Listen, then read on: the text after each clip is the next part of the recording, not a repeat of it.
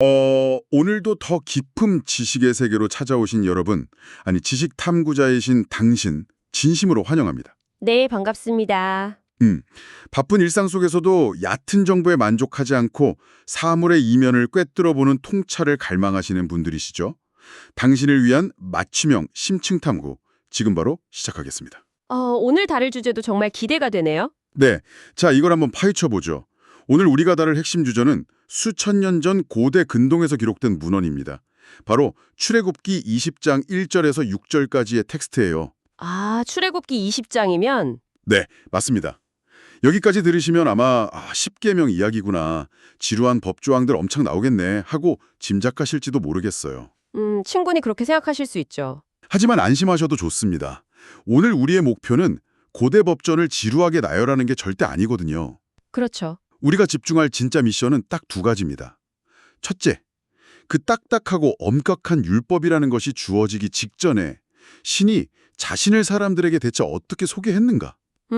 아주 중요한 포인트입니다. 그리고 둘째, 당시 이스라엘 백성들이 이제 먹 탈출해 나온 그 애굽, 그 이집트죠. 그 이집트의 세계관과 가치관에 얼마나 뼛속 깊이 종속되어 있었는가 하는 점입니다. 네. 이 두 가지 역사적, 심리적 맥락이 어떻게 찰떡같이 맞물려 있는지를 짚어내는 게 오늘 탐구의 핵심입니다. 오늘 나누게 될 이야기들은 단순히 고대사를 넘어서 인간 본성에 대한 아주 예리한 통찰을 담고 있어요. 벌써부터 흥미진진한데요. 본격적인 텍스트 분석에 앞서서 그 당시 이스라엘 백성들이 처해 있던 물리적이고 심리적인 상황을 먼저 짚고 넘어갈 필요가 있습니다. 배경 설명이 좀 필요하겠네요. 네, 문헌이 보여주는 당시 이스라엘 백성의 규모가 대략 200만 명에서 300만 명에 달했습니다. 와, 300만 명이요? 정말 거대한 인구네요. 엄청난 규모죠. 이 사람들이 애굽의 노예 상태에서 벗어나서 척박한 광야로 나와 생활한 지 어느덧 3개월 차에 접어든 시점. 거기가 바로 오늘 다루는 기록의 배경입니다. 3개월? 그 3개월이라는 시간이 참 많은 것을 시사하네요. 어떤 점이 떠오르시나요? 우리 현대사회에서도 새로운 직장에 들어가거나 낯선 환경에 놓이게 되면 보통 3개월 정도를 수습기간으로 두잖아요. 수습기간. 아주 적절한 비유네요. 네, 그 100일 남짓한 시간이면 대략적인 분위기 파악도 끝나고 억눌려 있던 본성이나 불만들이 서서히 고개를 들기 시작하거든요. 네가 잘났네, 내가 잘났네 하면서요. 맞아요. 슬슬 긴장이 풀리는 시기죠. 이스라엘 백성들에게도 이 광야에서의 첫 3개월은 일종의 거대한 사회적 수습기간이었던 셈이네요. 정확합니다. 그런데 한번 상상해 보세요. 수습기간이 끝난 수백만 명의 군중이 척박한 사막 한가운데 모여 있습니다. 명확한 규칙이나 시스템이 없다면 대체 어떤 일이 벌어질까요? 대혼란이 오겠죠. 그러니까요. 필연적으로 각자의 권리를 주장하고 이기심이 충돌하면서 걷잡을 수 없는 무질서가 발생할 수밖에 없거든요. 네. 그래서 이 오합지졸의 무리들을 하나의 제대로 된 국가 형태나 공동체로 빚어내기 위해서는 법과 질서가 그 어느 때보다 절실하게 필요한 타이밍이었던 겁니다. 그래서 본문 20장부터 23장까지 그 복잡한 사회적 법규들이 막 쏟아지고 31장까지 성막 규례 같은 정교한 시스템이 등장하는 거군요. 보시죠. 그런데 이 대목에서 우리가 진지하게 살펴봐야 할 아주 매력적인 포인트가 있습니다. 오, 뭡니까? 바로 그 법과 질서를 선포하는 방식입니다. 출애굽기 20장 1절과 2절을 보면 신이 다짜고짜 이거 지켜라, 저것은 절대 하지 마라 이런 식으로 법조항부터 들이밀지 않아요. 그럼 뭐라고 하나요? 그 모든 명령에 앞서서 이렇게 선언하죠. 나는 너를 애굽 땅 종되었던 집에서 인도하여 낸 네 하나님 여호와니라. 잠깐만요. 여기서 조금 비판적으로 생각해 볼 여지가 있는 것 같아요. 어떤 부분이죠? 법을 선포하기 전에 자기소개를 먼저 한다는 게 과연 그렇게 특별한 일일까요? 고대 군주들과 비교해서요. 네, 고대의 어떤 왕이나 정복자라도 수백만 명의 군중을 새롭게 통치하려고 할 때는 당연히 내가 누군지 알아. 내가 바로 너희를 지배할 위대한 존재다. 라면서 자기 권위부터 내세우지 않았을까요? 그렇게 볼 수도 있겠네요. 이집트 파라오들이 수많은 기념비를 세워서 자기 구원자적 면모를 과시했던 것처럼 이것도 그저 고대 근동의 전형적인 정치적 수사나 권력 다지기의 일환으로 볼 수 있지 않나 싶거든요. 아주 날카로운 질문입니다. 겉보기에는 고대 군주들의 권위 과시와 비슷해 보일 수 있어요. 하지만 그 이면에 깔린 이스라엘의 역사적 단절을 이해하면 완전히 다른 그림이 보입니다. 역사적 단절이요? 네, 이스라엘 백성들이 무려 400년이 넘는 기나긴 세월 동안 애굽에 머물렀습니다. 400년이면 세대가 10번 이상 바뀔 수 있는 엄청난 시간이에요. 아, 400년. 진짜 기네요. 그 긴 시간 동안 그들에게 하나님이라는 존재는 그저 희미한 구전 설화 속에나 등장하는 막연한 개념이었습니다. 뒤로부터 들은 옛날 이야기 같은 거였군요. 맞습니다. 아주 오래전에 우리 조상들과 약속을 맺은 신이 있더더라 하는 식의 전설로만 남은 상태였죠. 사실상 지금 광야에 서 있는 세대는 그 신이 정확히 어떤 성품을 가졌는지 전혀 모르는 백지 상태였습니다. 아하, 400년의 공백이라는 맥락이 있었군요. 그렇다면 저 선언은 단순히 나에게 복종하라는 권력의 과시가 아니네요. 네, 잊혀진 존재를 다시 각인시키고 끊어졌던 관계를 재건하는 작업이었다는 뜻입니다. 내가 바로 너희 조상들이 말하던 그 신이고 실제로 너희를 그 끔찍한 노예 생활에서 건져낸 당사자다. 이걸 명확히 짚어주는 것부터 시작해야만 했군요. 정확합니다. 규칙을 나열하기 전에 나와 너희가 도대체 어떤 관계인지 그 정체성의 기반을 다지는 것이 최우선 과제였던 셈입니다. 그렇군요. 관계 설정이 먼저였네요. 그런데 그 관계를 재건하는 과정이 결코 순탄할 리가 없었죠. 왜죠? 구출해줬으니까 고마워야 하는 거 아닌가요? 육체적으로는 기적적인 방식을 통해 애굽을 탈출해서 광야로 나왔지만 그들의 내면과 정신세계는 여전히 애굽이라는 거대한 제국의 가치관에 철저히 지배당하고 있었기 때문입니다. 아, 정신은 여전히 애굽 시민권자였다는 말씀이시군요. 문헌의 앞선 기록들, 특히 출애굽기 15장에서 17장 사이의 행적들을 분석해보면 이 사실이 아주 노골적으로 드러납니다. 거기서 무슨 일이 있었죠? 그들은 자유를 얻었음에도 불구하고 틈만 나면 지도자인 모세와 신을 향해 끊임없이 불평하고 원망합니다. 마실 물이 조금만 부족해도 먹을 고기가 당장 눈앞에 보이지 않아도 즉각적으로 분노를 표출하죠. 3일 굶으면 남의 집 담장 넘는다는 속담도 있긴 한데 너무 화만 내는 거 아니에요? 이것은 단순한 생리적 욕구에 대한 불만을 넘어선 겁니다. 그들의 사고방식 자체가 애굽의 다신교적이고 기복적인 문화에 완전히 절여져 있었다는 것을 증명하는 대목이에요. 아, 이 지점이 우리에게 정말 깊은 통찰을 던져주는 것 같아요. 이스라엘 백성들이 400년 동안 스펀지처럼 흡수했던 애굽의 종교적 마인드, 대체 그게 어떤 것이었길래 그토록 그들을 올감했던 걸까요? 당시 애굽은 수많은 신들이 공존하는 거대한 다신교 사회였습니다. 나일강을 주관하는 신, 태양을 움직이는 신. 심지어 개구리나 파리 같은 생물들을 상징하는 신들까지 있었다고 들었어요. 네, 인간의 모든 필요와 자연현상에 각각 대응하는 신들이 세분화되어 존재했습니다. 이런 문화 속에서 나고 자란 이스라엘 백성들의 세계관 속에는 세상의 모든 것을 주관하는 단 하나의 유일하고 인격적인 창조주라는 개념 자체가 아예 없었습니다. 아예 존재하지 않았다. 네, 그들의 관점에서 여호와 하나님은 그저 애굽의 수많은 신들과 싸워서 이긴 요즘 제일 힘이 세고 기세가 좋은 여러 신 중 하나에 불과했던 겁니다. 한마디로 언제든지 더 조건이 좋은 신이 나타나면 뒤도 돌아보지 않고 갈아탈 준비가 되어 있는 거네요. 아주 가볍고 실용적인 신앙 상태. 맞습니다. 와, 이 대목에서 고대의 기록이 현대를 살아가는 우리의 심리를 얼마나 정확하게 꿰뚫고 있는지 진짜 놀랍습니다. 어떤 점이 떠오르셨나요? 일상에서 흔히 볼 수 있는 재미있는 장면이 하나 떠오르는데요. 드라마 같은 데서 주인공이 절체절명의 위기에 처했을 때 두 손을 모으고 하늘을 향해 소리치잖아요. 네, 뭐라고 하죠? 하나님, 부처님, 공자님, 맹자님, 조상님, 제발 아무나 좋으니까 이번 한 번만 내 소원 좀 들어주세요. 딱 이러잖아요. 하하, 맞습니다. 아주 정확한 묘사네요. 오로지 내 소원만 들어주면 장땡이라는 거였죠. 당장 내 목마름을 해결해주고 내 소원을 이루어주는 신이 그 순간 최고의 신이다. 이런 철저히 거래적이고 기복적인 사고방식이 뼛속까지 자리 잡고 있었던 거네요. 신을 일종의 거대한 자판기처럼 여겼다고 볼 수 있습니다. 자판기요? 아, 동전 넣으면 원하는 음료수가 바로 튀어나와야 하고 안 나오면 어떻게 하죠? 기계를 발로 걷어차며 화를 내죠. 그거랑 똑같은 이치네요. 인간 본성에 대한 아주 정확한 지적입니다. 인류의 역사를 돌아보면 인간은 본능적으로 상처받을 위험이 따르는 깊고 인격적인 관계보다는 내가 통제하고 계산할 수 있는 거래적 관계를 훨씬 더 편안하게 여깁니다. 상처받기 싫으니까 그냥 깔끔하게 거래로 끝내려는 심리. 네, 애굽의 종교 시스템이 딱 그랬거든요. 정해진 재물을 바치고 의식을 행하면 신은 그 대가로 풍요와 안전을 줘야 한다는 철저한 기브앤테이크의 관계였습니다. 주고받는 관계. 광야의 이스라엘 백성들은 여전히 그 익숙한 거래의 법칙으로 새로운 신을 대하고 있었던 겁니다.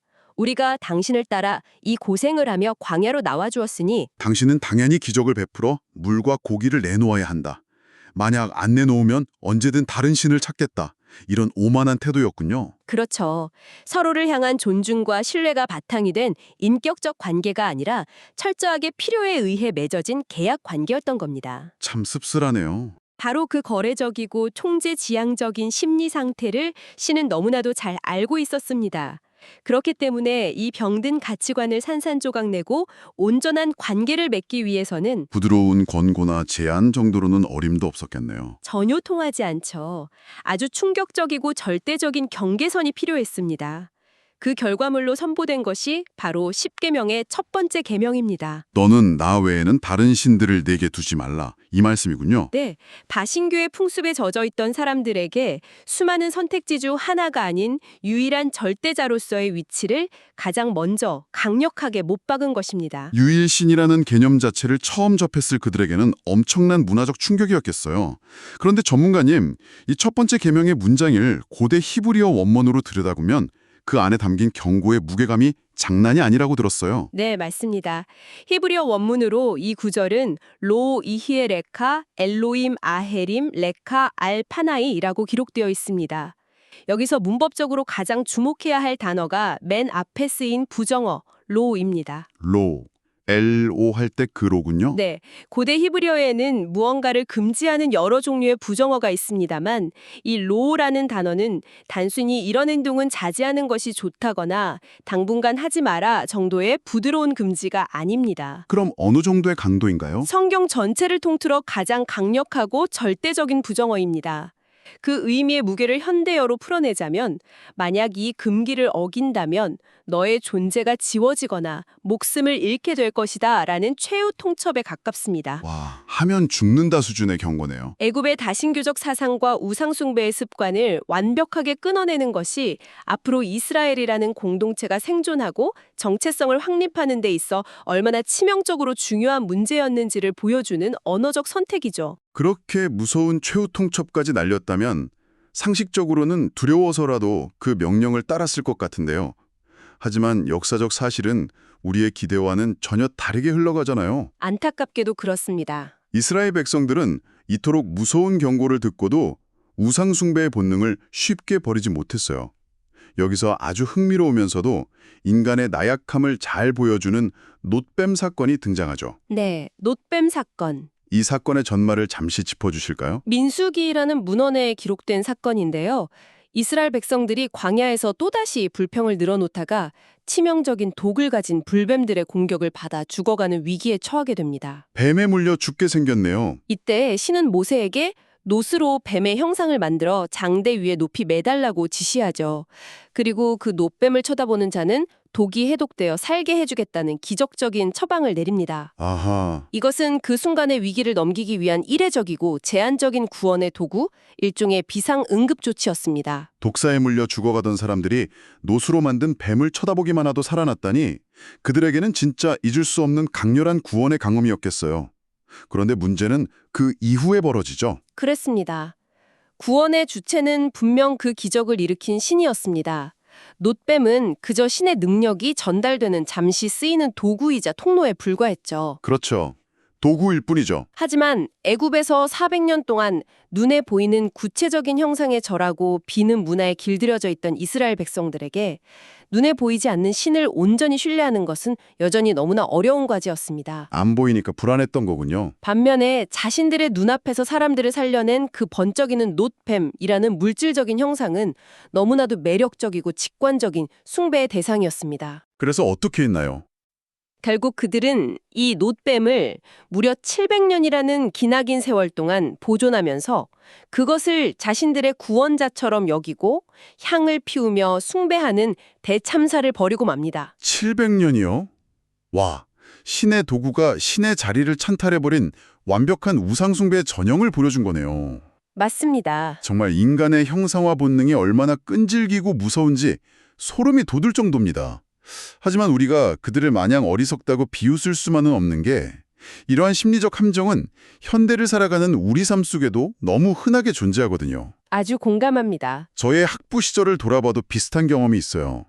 대학교 때 제가 유독 집착하던 아주 낡은 가죽 커버에 특정 번역본 성경책이 하나 있었거든요. 아, 특별히 아끼는 책이 있으셨군요. 네, 어느 순간부터 저는 그 성경책을 들고 있어야만 왠지 기도가 더 깊이 잘 되는 것 같고 그 책을 집에 두고 온 날이면 마음이 불안해서 하루 종일 아무것도 집중하지 못했습니다. 일종의 징크스 같은 거네요. 그렇죠.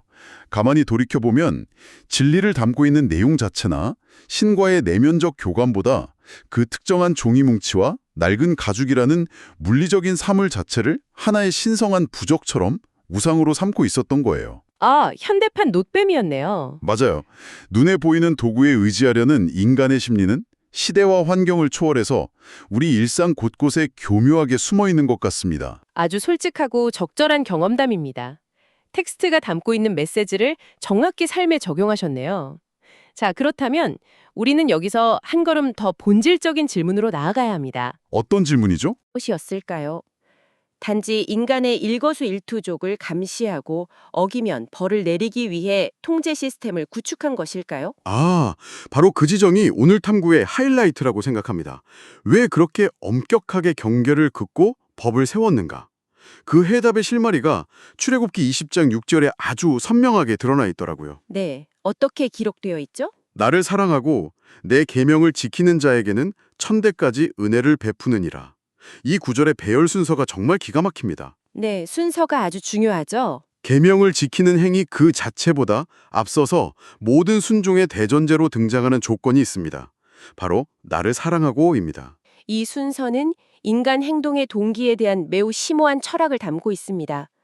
여러분, 사랑이나 깊은 신뢰가 완전히 결여된 상태에서 그저 혼나지 않기 위해 혹은 체면을 차리기 위해 규칙만 기계적으로 지키는 사람의 상태를 무엇이라고 부릅니까? 속은 비어있고 겉만 번지르르한 거. 위선이라고 하죠. 성경적 용어로 정확히 위선이라고 명명합니다.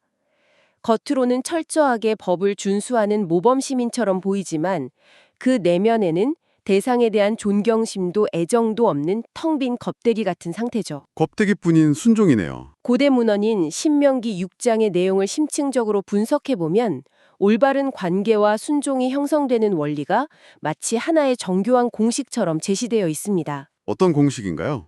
첫 단계, 상대방의 뜻과 말씀을 주의 깊게 듣는 행위는 우리 내면의 모종의 반응을 일으킵니다.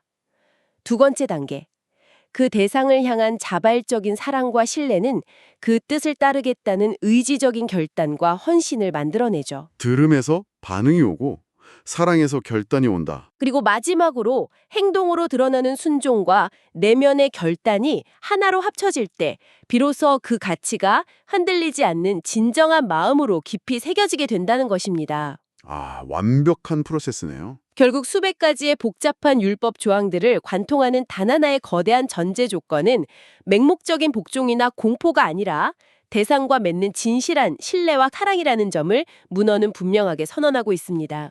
사랑과 신뢰라는 알맹이가 빠진 순종은 아무런 의미가 없는 가식일 뿐이라는 말씀이군요. 이 개념을 아주 생생하게 이해시켜 줄 수 있는 비유 하나를 지식 탐구자이신 여러분과 꼭 나누고 싶습니다. 오, 어떤 비유죠? 한 어린아이가 할머니의 지갑에서 몰래 돈을 훔쳐서 평소에 너무나 갖고 싶었던 비싼 장난감을 샀다고 가정해 봅시다.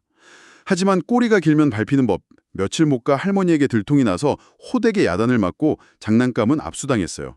방 한구석 선반 위에 올려졌죠. 아이고, 큰일 났네요. 자, 이제 이 아이는 어떻게 행동할까요? 속으로는 여전히 그 장난감을 미친 듯이 가지고 돌고 싶습니다. 마음은 온통 저 선반 위에 가 있죠. 눈길이 계속 가겠죠. 하지만 또다시 혼나는 것이 두려워서 겉으로는 전혀 관심 없는 척 시선을 피하고 어슬렁거리며 장난감 근처에는 가지도 않습니다. 객관적인 행동의 결과만 놓고 보면 이 아이는 장난감을 만지지 마라 라는 규율을 완벽하게 지키고 있어요. 내 행동은 통제됐네요. 하지만 할머니 입장에서 볼까요? 할머니는 겉으로 얌전하게 행동하는 아이를 보면서도 지속적인 의심의 눈초리를 거두지 못합니다. 저 녀석 저거 틈만 나면 내가 안 보는 사이에 몰래 꺼내서 놀궁이를 하고 있겠지. 믿을 수가 없는 거죠. 아이의 행동은 통제되었지만 아이의 속마음을 꿰뚫어보는 할머니와 아이 사이의 본질적인 신뢰는 이미 바닥까지 부서져 내린 상태입니다. 이것이 바로 마음이 동반되지 않은 겉모습만의 가식적인 순종이 어떻게 인간관계를 철저히 단절시키고 망가뜨리는지를 보여주는 가장 완벽한 예시일 겁니다. 와, 그 비유를 통해 상황이 아주 명확해지네요. 결국 광야에 이스라엘 백성들에게 주어졌던 방대한 분량의 율법들의 진짜 존재 이유는 사람들의 일거수일투족을 감시하는 억압의 도구가 아니었습니다. 그럼 뭐였죠? 오히려 그것은 건강한 관계를 보호하고 유지하기 위해 세워둔 안전한 울타리였던 셈이죠.